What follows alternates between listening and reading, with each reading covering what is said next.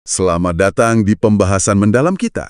Hari ini kita mau ngupas tuntas pandangan Yuval Noah Harari soal kecerdasan buatan atau AI ya. Ini dari wawancara terbarunya. Menarik loh.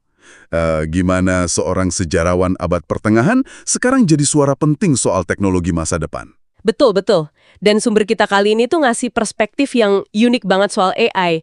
Harari ngelihatnya bukan sekedar alat baru gitu, tapi sesuatu yang benar-benar beda secara fundamental. Oke, Jadi, ya misi kita sekarang ini ngebongkar argumen intinya dia lah. AI itu sebenarnya apa sih menurut Harari, dan gimana dia bisa mengubah kita manusia secara radikal? sip. Mari kita mulai kalau gitu. Ada satu gagasan Harari yang langsung bikin saya mikir. Dia nyebut AI itu kecerdasan alien. Atau malah katanya spesies baru yang bisa gantikan Homo sapiens. Wah, ini kedengarannya jauh banget ya dari sekedar software canggih biasa. Nah, itu dia poin krusialnya. Harari nekenin banget, AI itu agent, bukan alat. Agen. Maksudnya? Bedanya mendasar banget. Kalau alat ya kayak palu, mesin cetak gitu kan, perlu instruksi, perlu kendali penuh dari kita. Tapi kalau agent, dia itu bisa belajar sendiri, beradaptasi, bikin keputusan sendiri. Wow. Bahkan bisa munculin ide baru yang nggak pernah kita program secara eksplisit. Contohnya gimana tuh? Ya gini, bom atom kan perlu manusia ya buat nentuin target. Tapi AI, kata Harari, potensinya bisa sampai desain senjata generasi baru dan nentuin targetnya sendiri. Nah itu kan level otonominya beda banget. Gila juga ya. Terus dia pakai analogi itu, AI belajar kayak anak kecil dari kita, manusia. Ini kan berarti tanggung jawab kita jadi gede banget ya. Apalagi para pengembang, para pemimpin gitu. Tepat sekali. Dan ini nyambung langsung ke tantangan gede soal penyelarasan AI alignment itu. Gimana caranya kita mastiin tujuan AI itu sejalan sama nilai dan kepentingan manusia. Nah, itu dia. Susah nggak tuh? Harari sih kelihatannya agak skeptis ya. Pertama, karena sifat dasar AI itu ya emang bisa melakukan hal tak terduga, nggak bisa diprediksi sepenuhnya. Kedua, nah ini penting, kayak anak kecil, AI itu cenderung niru perilaku kita, bukan cuma apa yang kita omongin atau kode programnya. Oh, jadi dia ngelihat apa yang kita lakuin ya? Persis, kalau AI ngamatin dunia kita, termasuk katakanlah perilaku perusahaan teknologi, orang tuanya yang penuh ya mungkin kebohongan atau prioritasin profit di atas segalanya, ya dia bakal belajar itu juga. Jadi ini masalah penyelarasan bukan cuma soal teknis coding doang. Tapi juga refleksi nilai-nilai kita sebagai masyarakat. Apa yang kita tunjukkan ke dia? Wah, dalam juga ya mikirnya. Ini jadi ngingetin ke kritik Harari yang lain soal gimana manusia itu seringnya ngejar kekuasaan teknologi, tapi lupa sama kebijaksanaan atau fokus kebahagiaan. Kita bisa belah atom, tapi apa kita jadi lebih bijak atau lebih bahagia dari nenek moyang kita zaman batu? Kayaknya belum tentu ya. Dan AI ini, wah, potensinya bisa memperparah jurang itu. Kita bisa dapat lebih banyak informasi, lebih banyak kekuasaan lewat AI. Tapi apa iya dapat kebijaksanaan juga? Belum tentu ya. Belum tentu. Kita kan sering salah kaprah ya, nyamain limpahan informasi dengan kebenaran atau pemahaman mendalam. AI mungkin bisa bantu olah data seabrek-abrek, tapi jawab pertanyaan eksistensial kayak siapa kita atau hidup yang baik itu gimana? Ya itu soal lain lagi. Oke. Nah, tapi kan banyak orang mungkin ngerasa, AI sekarang dampaknya belum seheboh itu kok, biasa aja kayaknya. Tapi Harari punya pandangan soal ini kan. Dia pakai perbandingan sejarah gitu. Iya, dia pakai analogi revolusi industri sama penemuan kereta api. Oh, gimana tuh? Waktu awal-awal kan nggak langsung kelihatan ya efek besarnya. Butuh beberapa dekade sampai dampak sosial politik yang masif itu benar-benar kerasa. Nah, AI juga gitu katanya. Kita mungkin baru di tahap awal banget nih. Jadi masih monggo gitu ya? Iya, dampaknya bakal meresap pelan-pelan tapi pasti. Mungkin dalam beberapa tahun ke depan baru deh kerasa di mana-mana. Contohnya di keuangan. Itu ideal banget buat AI karena murni basisnya data. Oh ya benar juga. AI bisa analisis data pasar yang wah nggak kebayang lah sama manusia. Bahkan bisa bikin instrumen finansial baru yang rumit banget. Saking rumitnya mungkin cuma AI lain yang paham. Ini kan bawa resiko baru juga. Serem juga ya kalau gitu.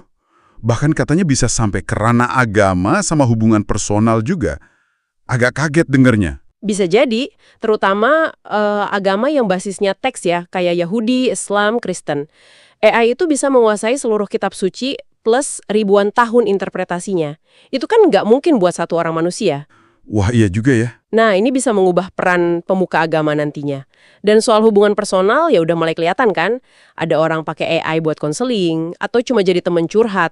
Batas antara manusia sama mesin jadi makin tipis, makin kabur. Nah, kemampuan AI yang udah bisa ngerjain hal-hal kognitif ini kan pasti langsung bikin orang khawatir lagi soal kerjaan ya.